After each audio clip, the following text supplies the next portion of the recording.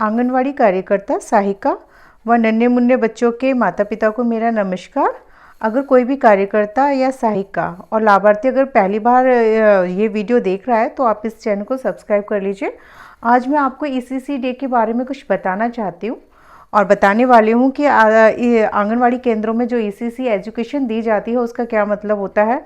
ECC का full form पहले होता है कि ईसीसी मतलब अर्ली चाइल्डहुड केयर एजुकेशन, इसका मतलब ये होता है। और इसमें क्या होता है और क्यों ज़रूरी है ये इसमें बच्चों का सर्वांगीण विकास किया जाता है।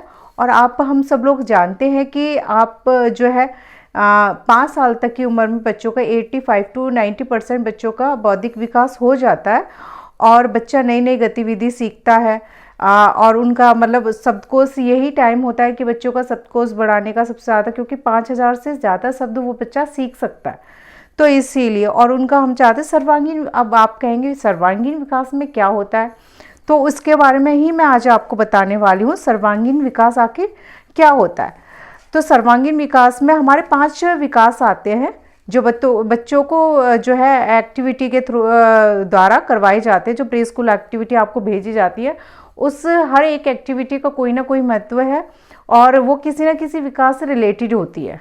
तो आपको मैं सर्वांगीण विकास की एक्टिविटी बताने वाली हूँ और ये बच्चों के लिए क्यों ज़रूरी है ये भी बताऊँगी। सबसे पहले है मानसिक विकास। मानसिक विकास को हम बौद्धिक विकास भी कहते हैं। इसमें हम एक्टिविटी करवा सकते हैं, वर्गीकरण, क्रम से लगाना, रंग पहचान, आकार, स्मृति लोप और भी बहुत सारी एक्टिविटीज़ जो होती हैं वो बौद्धिक विकास से रिलेटेड होती है।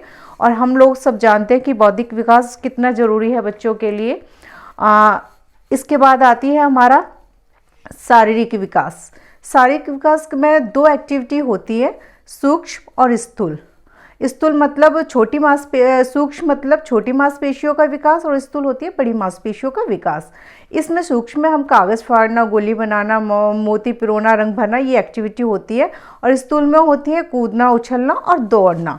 इसके बाद हमारा जो है तीसरा विकास होता है भाषा का विकास। भाषा का विकास हम कैसे कर सकते हैं, कहानी, कविता, गपशप। बच्चों से गपशप भी करते हैं, जो भी है जो एक्टिविटी, इससे बच्चों की भाषा का विकास भी होता है और बच्चों का शब्दकोश भी बढ़ता है।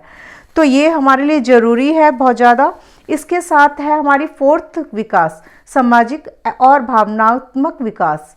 इसमें जैसे समूह खेल, त्योहार, जन्मदिन मनाना, बारी का इंतज़ार करना, ये सारा जो है हमारे सामाजिक विकास और भावनात्मक विकास में आता है। और इसकी जो आप देखते हैं कि एक्टिविटी आपको भेजी जा रही है और आप बच्चों को करवानी बहुत ज़रूरी होती है, क्योंकि ये विकास भी हमारे लिए बहुत ज़रूरी है। कि हम लोग ये सोचते हैं कि हमारा बच्चा सबसे ज़्यादा अक्षर का ज्ञान प्राप्त करे या जो भी है, बट जब स्कूल जाएगा बच्चा तो अक्षर ऑटोमेटिक सब सीखेगा ही वो। तो ये 5 साल तक की उम्र में हमें बच्चों का सर्वांगीण विकास करवाना बहुत ज़रूरी होता है।